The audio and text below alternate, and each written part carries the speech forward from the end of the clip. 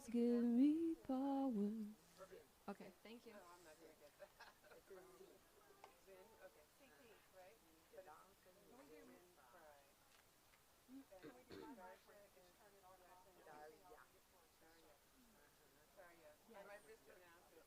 Daria is perfect. Oh, I don't. Do we? You don't need to say it. It's Tomanovic. Yeah, sure. Yeah. Test. Yeah. Test, test. Testing. Over the ear mic. Hello, how are y'all doing this morning? Sound okay out there? Okay. And then put it back to a 0.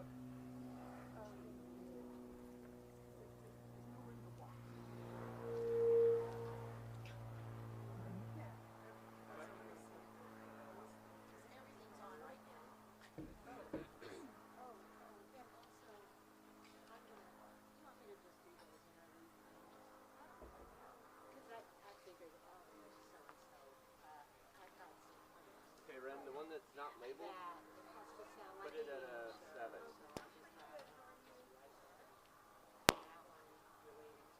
not sure which one it is? Huh? Okay.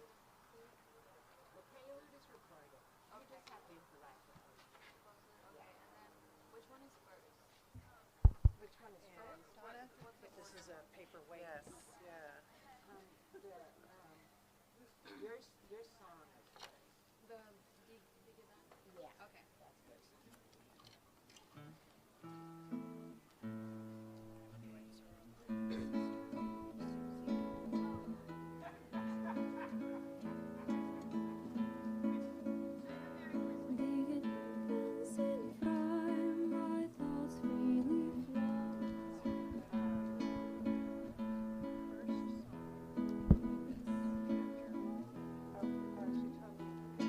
Hey, Ren, on that one, go to an 8.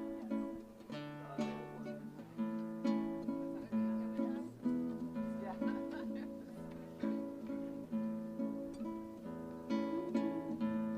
Die Gedanken sind frei, my thoughts freely flower. Die Gedanken sind That's too fast. okay, okay, so got it. Frei, my thoughts freely flower. Gedanken sind frei, my thoughts give me power. No scholar can map them, no hunter can trap them, no one can deny. Die Gedanken sind frei.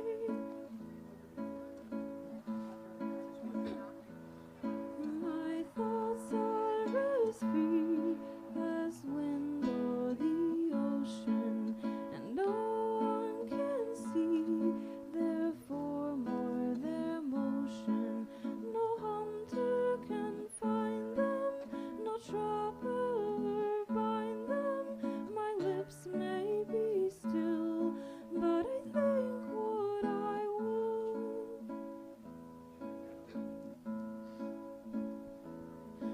A glimmering fire that darkness will brighten. My soaring desire all troubles can lighten. No prison enfold me, its walls cannot hold me. No captive I'll be, for my spirit is free.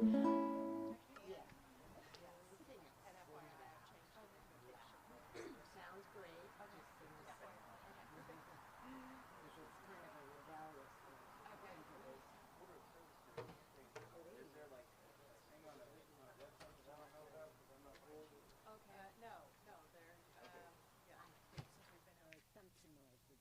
We're German folk song, 1955. Oh, after that, I guess.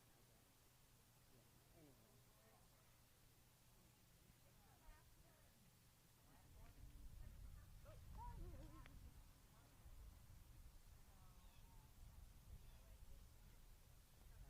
Save it.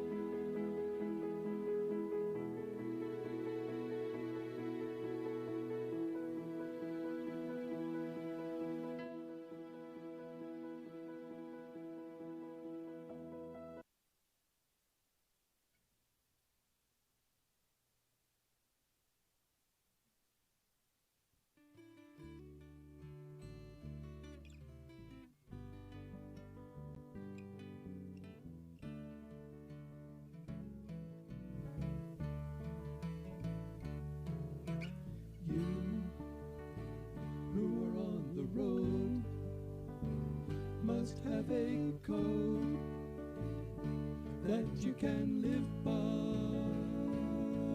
and so become yourself, because the past is just a goodbye. Teach your children well, their father's hell did slowly go by, and feed them on your dreams, the one they picks, the one you'll know by. Don't you ever ask them why, if they told you you would cry, so just look at them and sigh,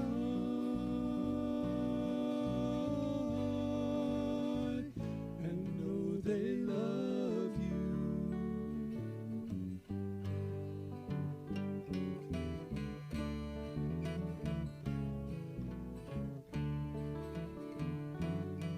And can you hear of tender years? Do you can't know the fear? Can you see that your elders grew must be free, and so please help your children what you believe. They seek the truth, make a world before they can live in. Teach your parents well, their children's hell will slowly go by, and feed them on your dreams, the one they picks, the one you'll know by. Don't you ever ask them why, if they told you you would cry, so just look at them and sigh,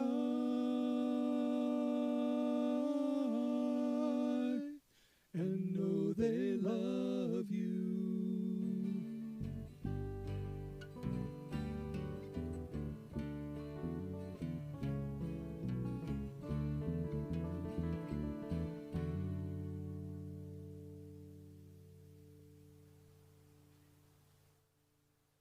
So good morning. It's so nice to be with you all on this beautiful day.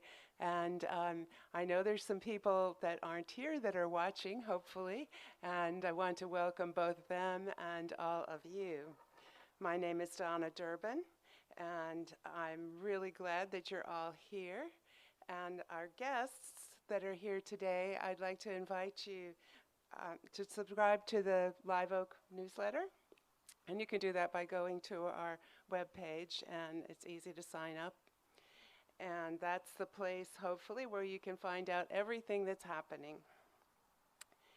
I want to tell you about next Sunday because it's very exciting. We're going to be doing our annual bread feast, and it'll be out here, hopefully. And that means that we invite you to bring a bread that maybe was a tradition in your family, or something that's very special to you, or something that you just think is delicious, and then we'll be sharing that during the service. That's going to be next Sunday. And I want to say thank you to everybody. These continue to be challenging times, and we appreciate the fact that you've been willing to socially distance. We no longer need to wear masks outside, but we do request that if you go into the building that you wear a mask. And I know it's really tempting to sing along with some of these songs.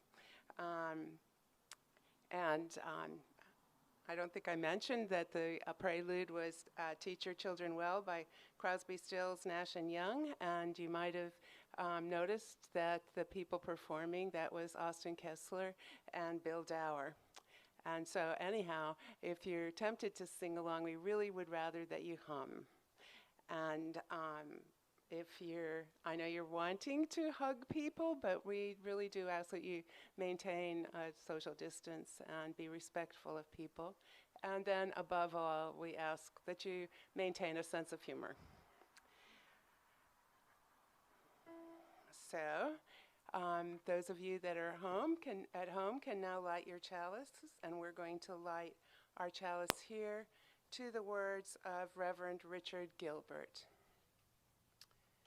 Here in the hush of this time and place, away from the rush of the world, we feel the blessed calm of community. Is it not a wonder that we, people often busy beyond our energy and our stamina, take pause together?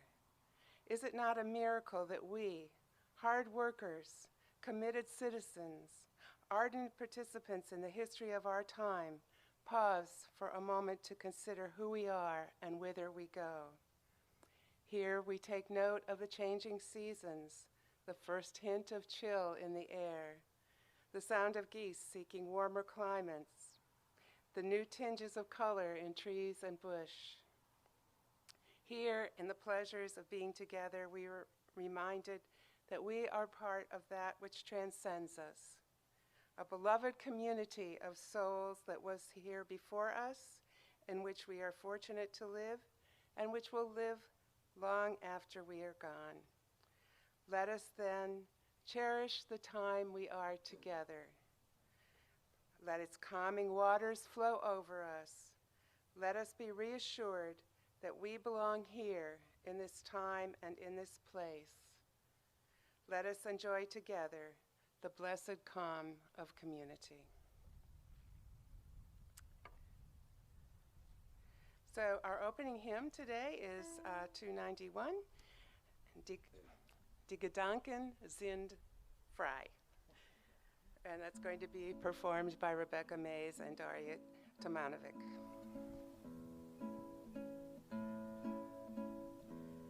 Die Gedanken sind frei, my thoughts freely flower. Die Gedanken sind frei, my thoughts give me power. No scholar can map them, no hunter can trap them, no one can deny. Die Gedanken sind frei. My thoughts are as free as wind or the ocean, and no one can see their form or their motion. No hunter can find them, no trap ever bind them. My lips may be still, but I think what I will. A glimmering fire that darkness will brighten. My soaring desire all troubles can lighten. Though prison enfold me, its walls cannot hold me. No captive I'll be, for my spirit is free.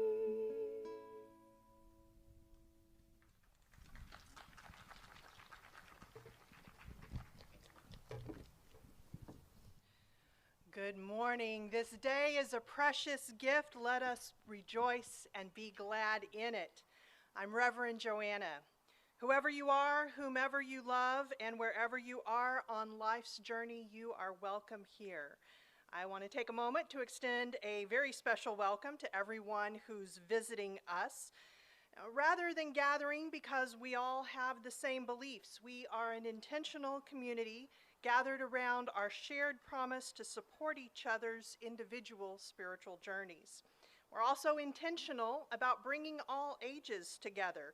In today's world, that often doesn't happen, but we think that it's important to have an adult friend ask a child or a youth, how they did on that science test that they were worried about. And also important for a 30-year-old and a 70-year-old to chat about life as they're hanging out after the service or working on a project together. Though we do not require everyone to have the same beliefs, you'll still find that many of us have the same values in common. We believe in science, reason, the equality of all, and the need for equity. We know that Black Lives Matter, we value reproductive justice, and we celebrate the LGBTQIA+ community. We work to make love the doctrine of our lives and to put it in action through service in this church and out in the world. So that's a little bit about us. We hope after the service that you can stay and chat and maybe let us get to know a little bit about you. May we celebrate the promises and the possibilities of this day together.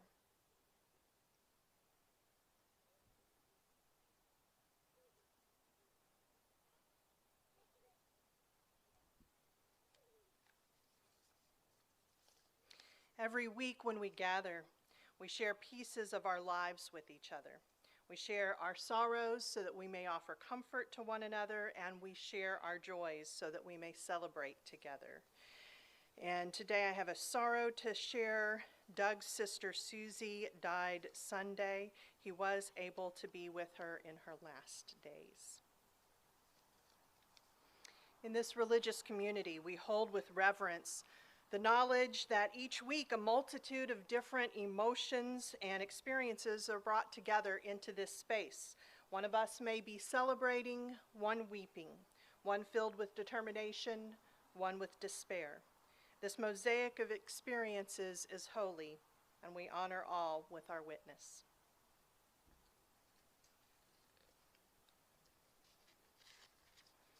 And now our big idea.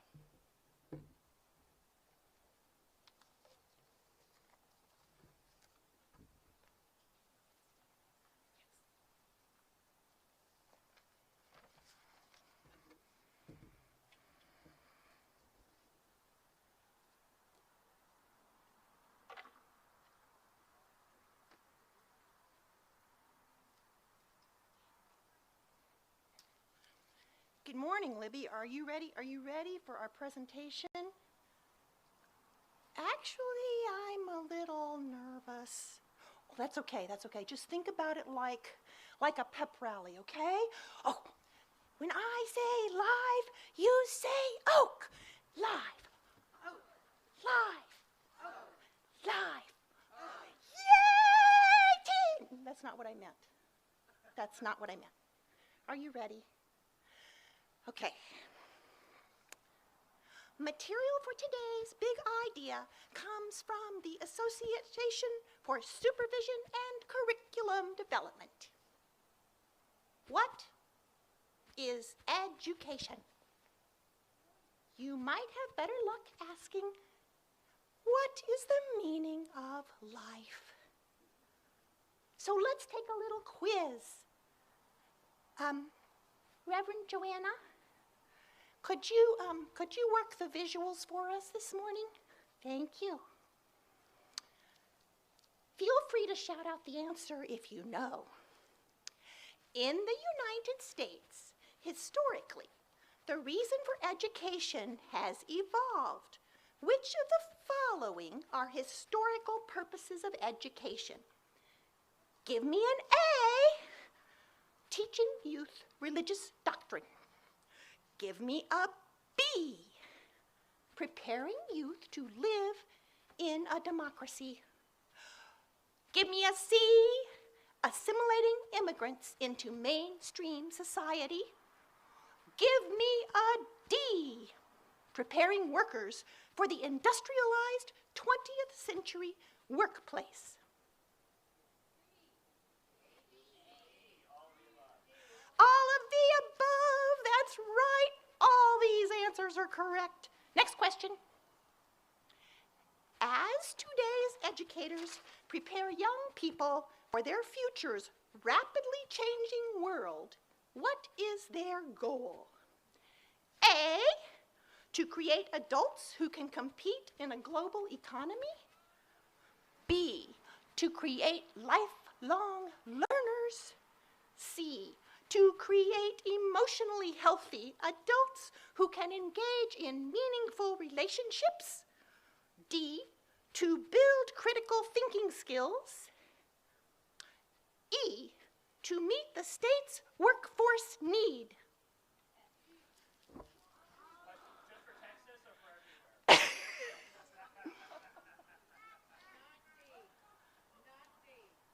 Okay, well, actually, from the website research, only A, B, C, and D are correct.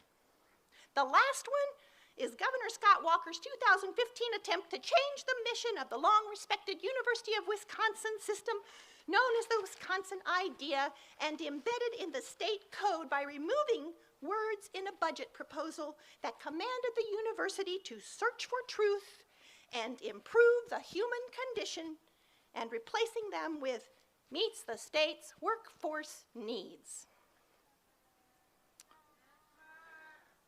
Let's go back. It's my turn. It's my turn, Libby. Let's go back to the first question that Libby asked, what is education?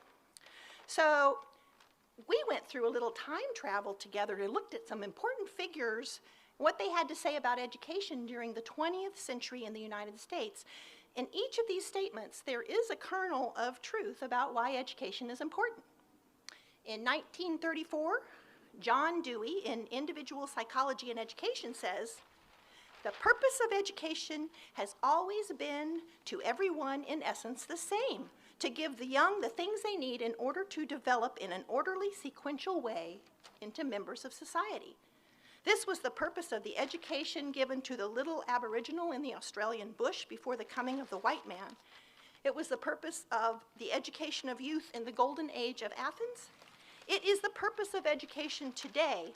Any education is, in its forms and methods, an outgrowth of the needs of the society in which it exists." You know, that seems to be creating problems.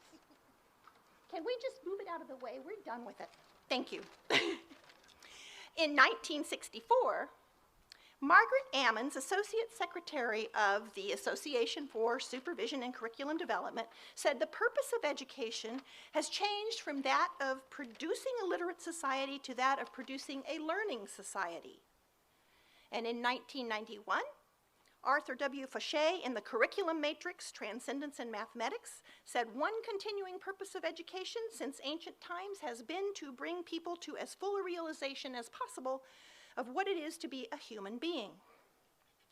And in the 21st century, James Harvey, a senior fellow at the Center on Reinventing Public Education, says, "K-12 education should prepare students for life, for college, for work, for living within a family and within a community, and for participating effectively in the democratic process. There's no need to scrap what has served us well in the past. The most significant skill young people can develop in the 21st century is the same skill that served them well in prior centuries. A mind equipped to think, the most important work skill of them all." The end. Go team! Get educated! Yay!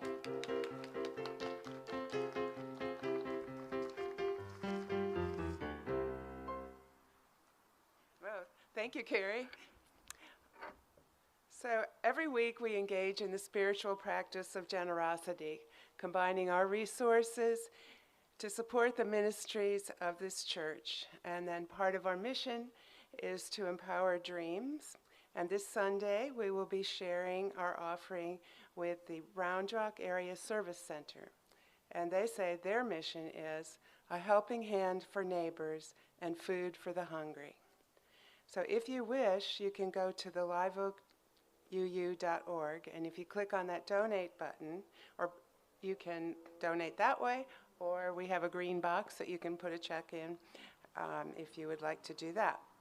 And now our offertory music today is Down to the River to Pray, arranged by Sheldon Curry and performed by the Live Oak Choir.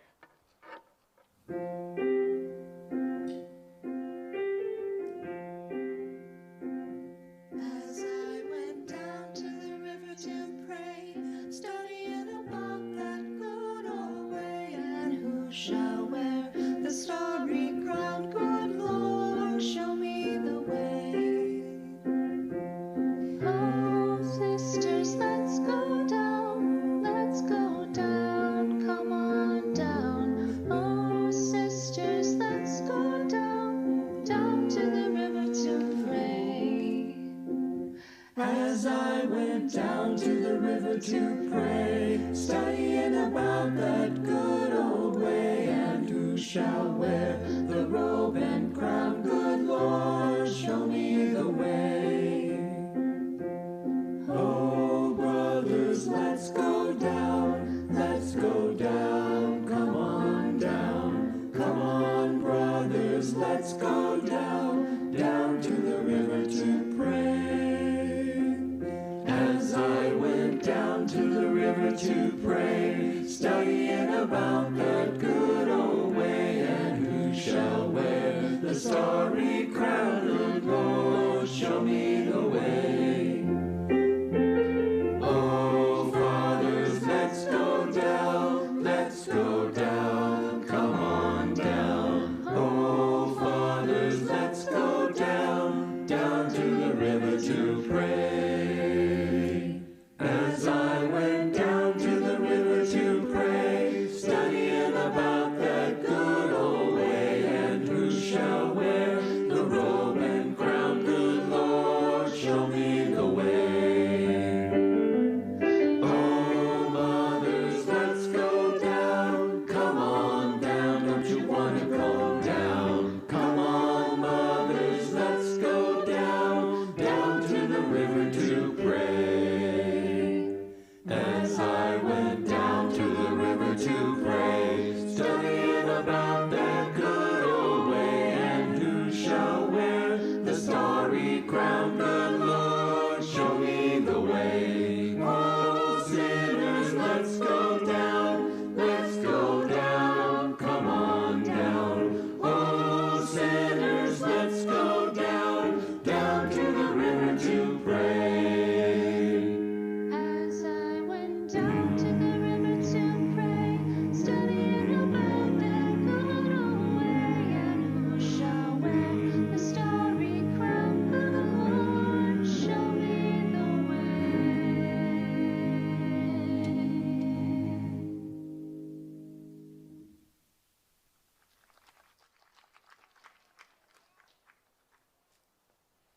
So, anyone been to any school board meetings lately?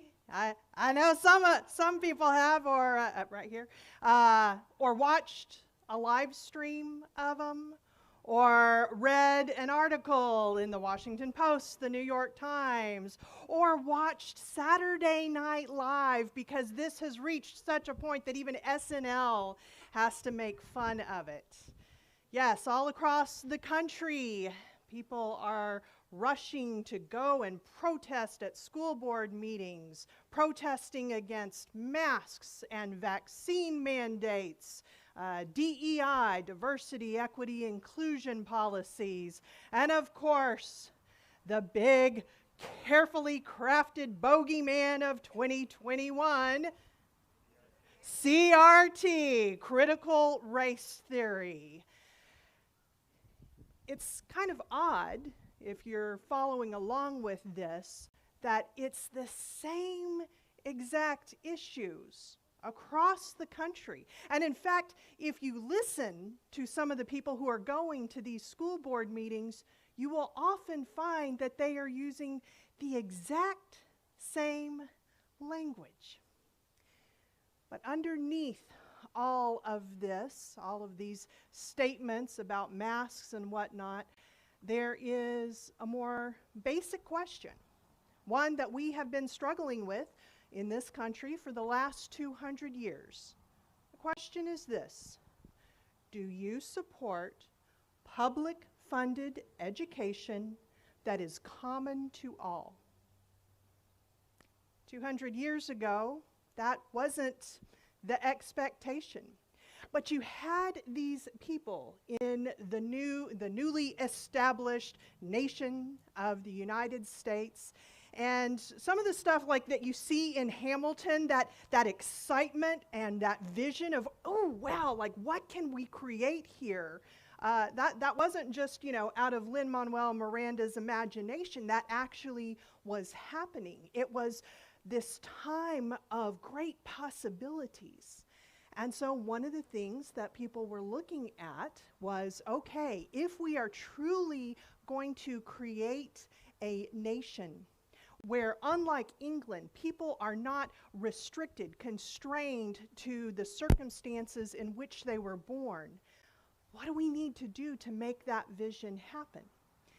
So in the early to mid 1800s, the person for whom he was just set on fire about that, I talked about him a little bit last month, was Unitarian Horace Mann. He had grown up in extreme poverty and somehow managed to claw his way through, get a college degree, become a lawyer, go into politics. But he didn't want others that came after him to have as difficult a time as he had. So he was looking at this issue of education very closely. And he was, for that time, very patriotic. He believed in this vision of what the United States could be, and he knew that education was the key to it all. He said, education then, beyond all other devices of human origin, is the great equalizer of the conditions of people, the balance wheel of the social machinery. At that time, it was a radical idea. It still is. Even the people who were like literal revolutionaries, they weren't all on the same page about this. A few years before this, Thomas Jefferson had proposed that, yes, there should be formal schooling for all. And that in and of itself was a really new idea, because throughout history, up until that time in the Western world, formal education had been something that was predominantly only for wealthy white boys. And Thomas Jefferson said, no, we should have a system of formal education, but it should have two tiers. One tier for the laboring class and one tier for the learned class. And there might be, a few people who could somehow manage to escape the laboring class. His exact words were, raking a few geniuses from the rubbish. Thomas Jefferson, why? Anyway, this was a radical idea that Horace Mann had. And he created what has come to be known as the common school movement. This doesn't mean like school for commoners. It was common in terms of his vision was that we would create a public-funded system of education that was common to all, whether you came from a rich family or a poor family, that everyone would receive the same education, and thus everyone would, to a certain extent, be beginning at the same starting line. That was not a popular idea among the privileged, just as it is not now. As we've said so many times, if you have become accustomed to privilege, then removing that privilege feels like oppression. But Horace Mann had enough people who were enthusiastic about this that in a limited sense, especially, but it definitely worked in Massachusetts, they were able to institute this. And this has become sort of the root of where we are today with public education. No, we absolutely have not lived up to that vision. But that was the heart of it. That was how we began. The thing is, whenever we're looking at this idea of public education that is common to all, there is another question that is underneath it. And the question is this: do you believe in creating a society in which social mobility is possible? Or do you believe that, by and large, people should be constrained to the circumstances in which they were born?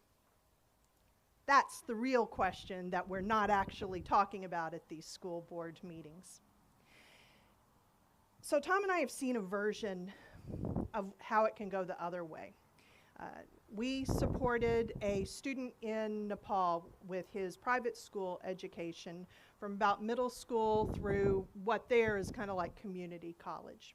It was part of a program run by Earl Canfield called Answer Nepal. Earl is a Unitarian Universalist. And what they do is they find families who will sponsor, you know, the tuition, books, and uniforms in Nepal of specifically promising students who are of a low caste. Earl is very clear about the mission of what they do. Yes, it is to help the individual students, but the bigger picture is he wants to overthrow the caste system in Nepal. That's the whole thing. And he understands that education is where that happens. Here in the United States, we have had our own caste system based on race. As that over the years becomes more permeable, we see a pushback of people who then are trying to make our class system more rigid. Where you saw this, really clearly was Brown v. the Board of Education, right? Another time when people were showing up at school boards to express their protest.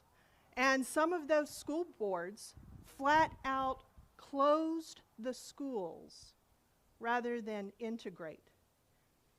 It's that same kind of line of thinking about whenever we open things up and make more opportunities, there are people who are going to resist that. Now, if you have been looking at all of this stuff, as I have, and going, that's a very odd coincidence that people in Vermont, people in Texas, they're saying the exact same things.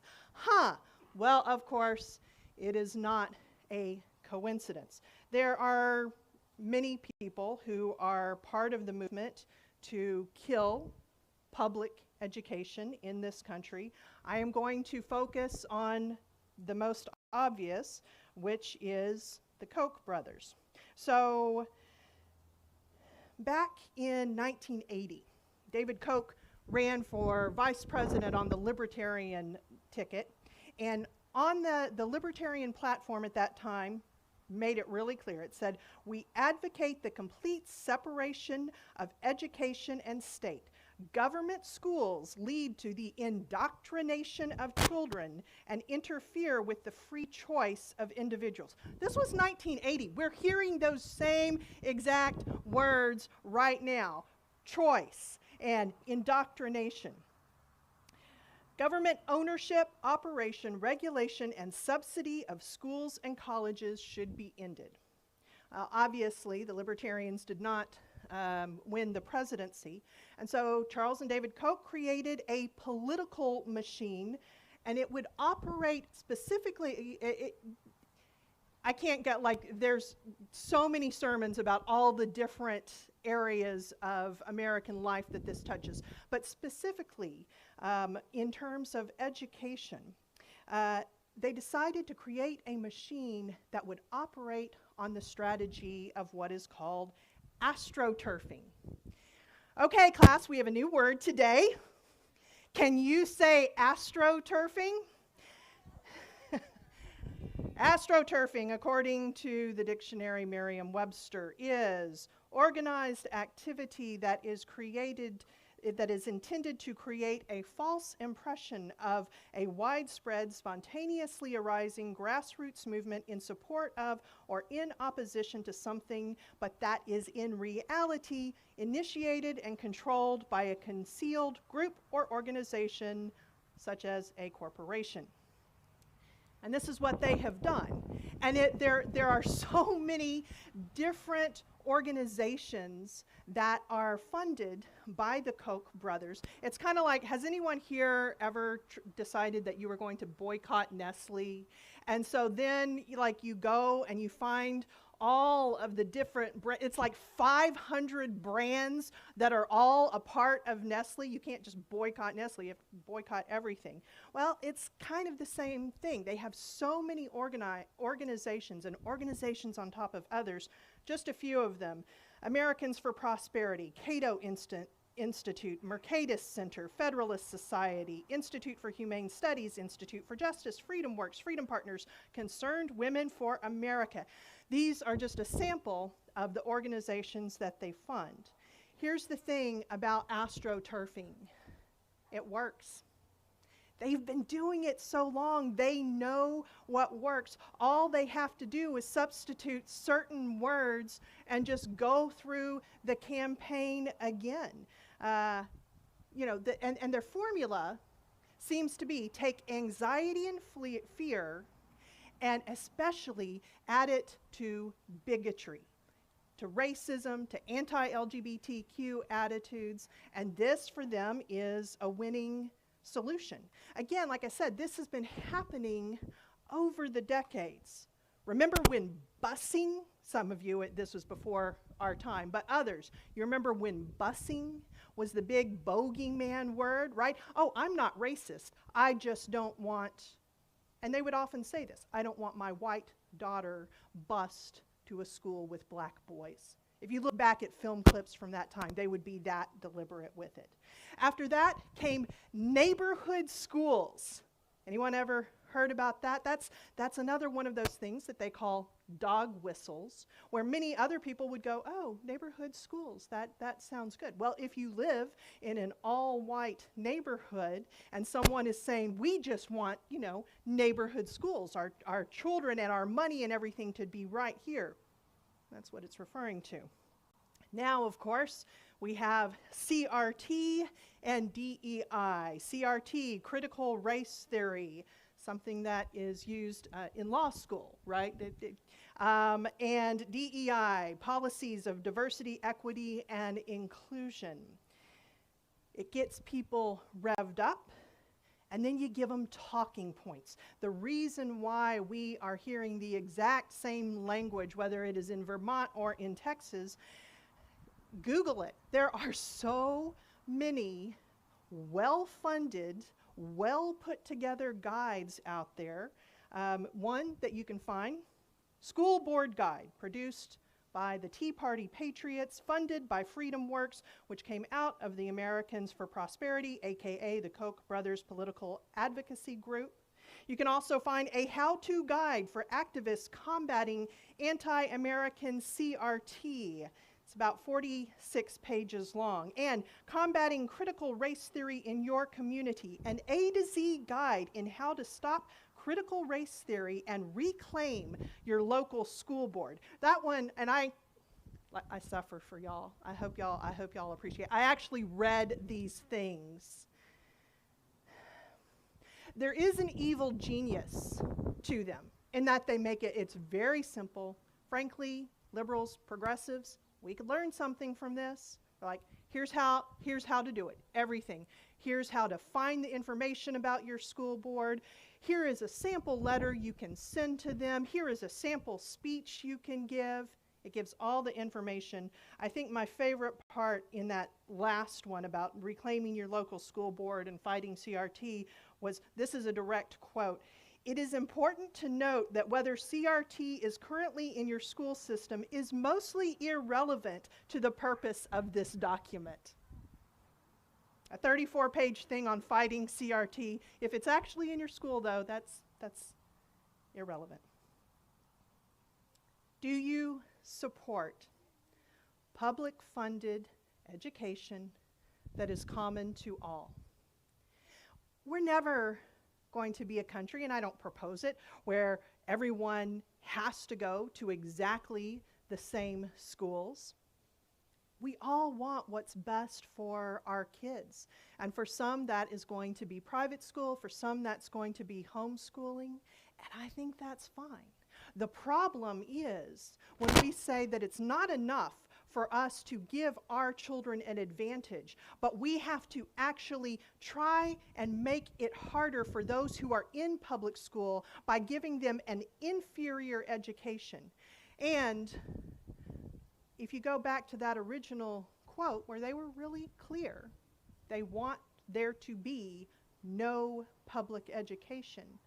I think that we can look at other things that are happening right now, like the post office, and say, oh, maybe the actual plan here is that they've learned you can't just get rid of something that is working. First, you got to break it. I think that that may be underneath this greater movement and why we see so many people being so nasty. In Round Rock, 2 people were arrested because of their behavior at a school board meeting. This is happening everywhere. We know school board members who are getting death threats. At the Leander ISD school board meetings, they now have a clear bag policy. You can't go in with a purse or a briefcase. They need to be able to see what you are bringing in there. We are nowhere close to realizing Horace Mann's vision. And I think that there is plenty of room for a lot of conversation about how we can make public education better.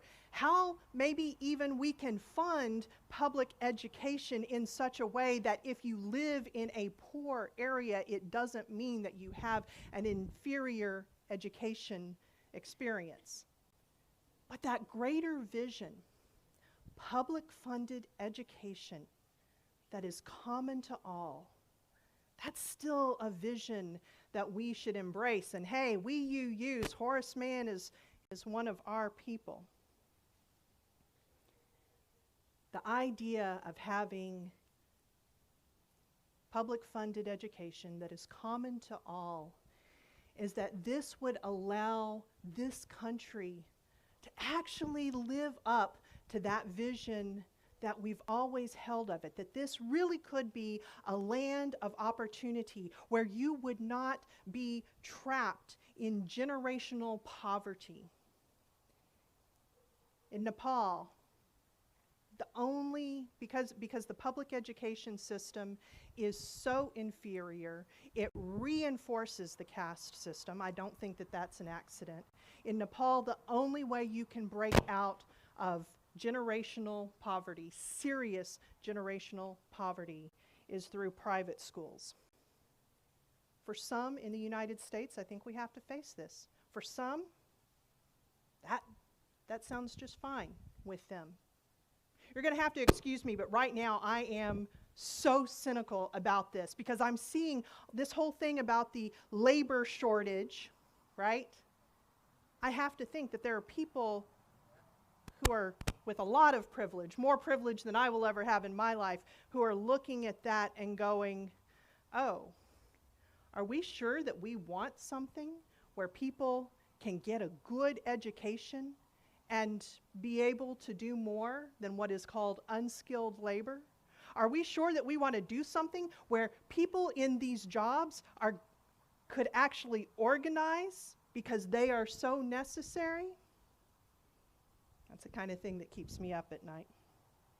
So, conclusion, this is not just a matter for those of us who have children in school. This is a matter for everyone. This is about what kind of country do you want to live in. So, here's some very specific things that you can do. Number one, because I reached out to several school board members and said, what can we do? What to make this better?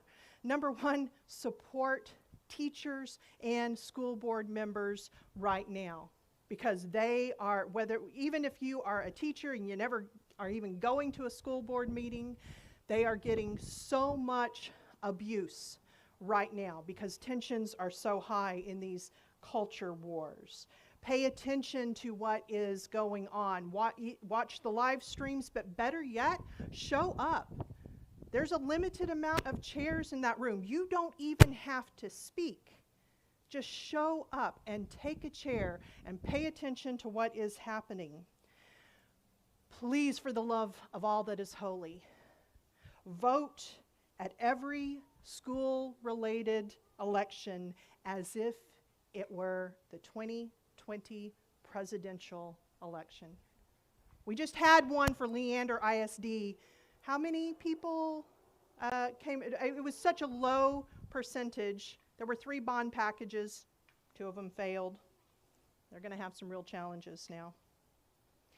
Do you support public funded education that is common to all? We've got a pretty good public education system in this country. Be a real shame if something were to happen to it.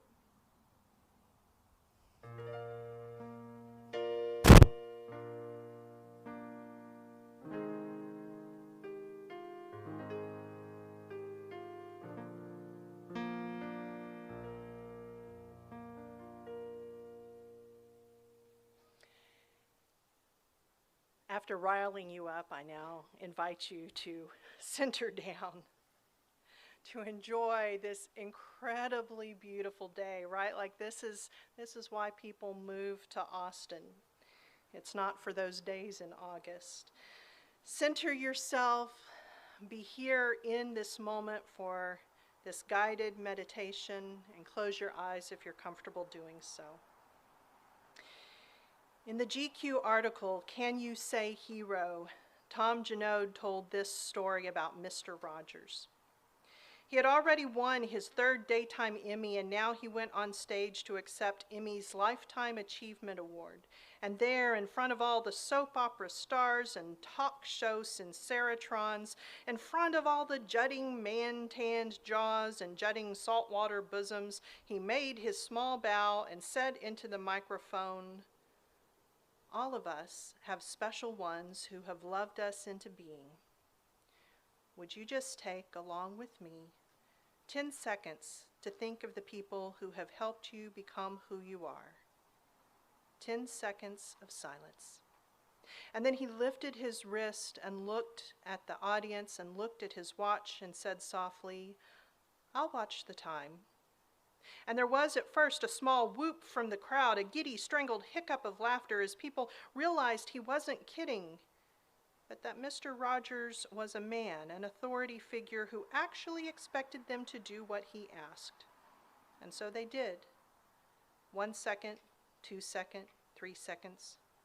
And now the jaws clenched and the bosoms heaved and the mascara ran and the tears fell upon the beglittered gathering like rain leaking down a crystal chandelier. And Mr. Rogers finally looked up from his watch and said, "May God be with you, to all his vanquished children." I invite you now to think specifically of the teachers in your life, actual teachers who helped you become who you are, who put their love into action by serving as educators.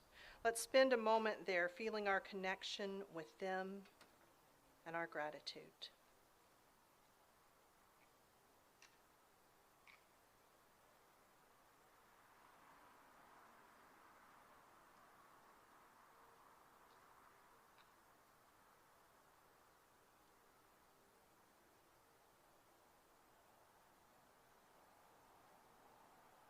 And now let's take that gratitude and push it outward. Imagine a child whom you want to also be loved into being by a great educator. Maybe it's a child you already know or one in your imagination. Maybe it's you, thinking of what you needed but didn't get. Let's hold that child in our hearts for a moment.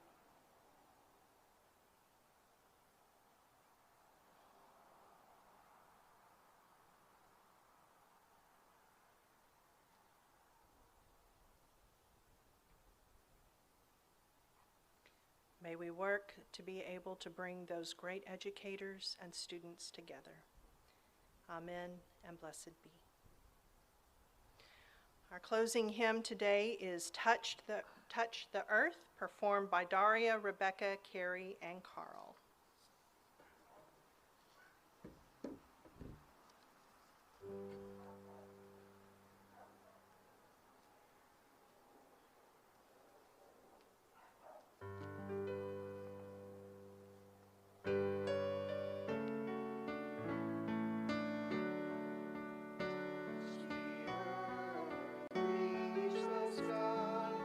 Walk on shores while spirits fly.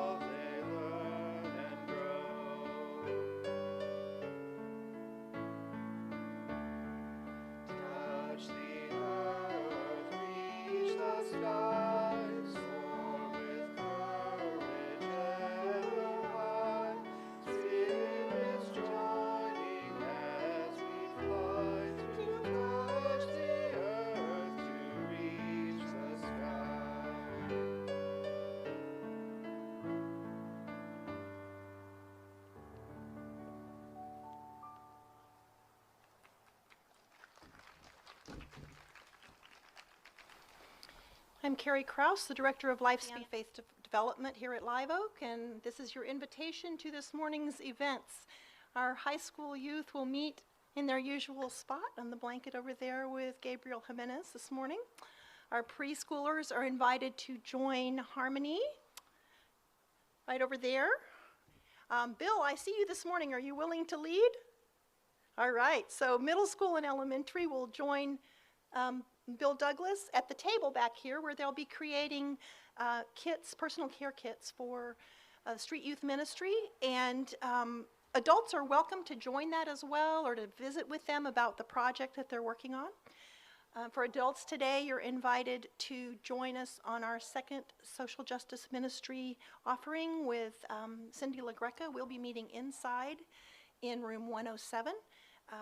Since we're running a little later than normal, let's say we'll start everything up in about 10 minutes, and hope you'll join us.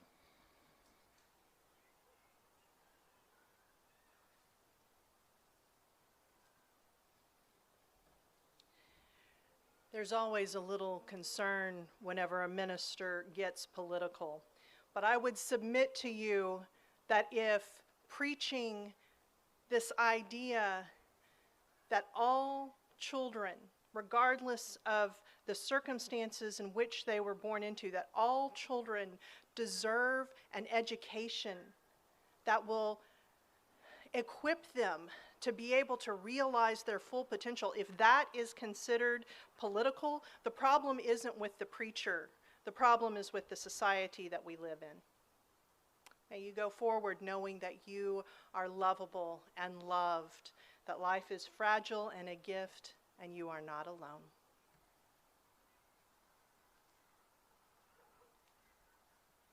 So we invite you to stay after the service for a time of fellowship, and then also a time after that for faith development activities that Carrie's just told us about.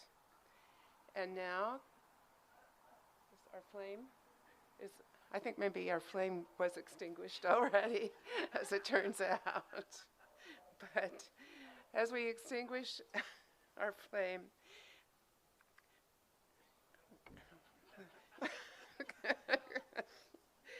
we're recommitting anew to carrying into our week the flame of justice and love. May we share with others the courage and strength we find here. Our postlude is Improvisation on This Day by Daria.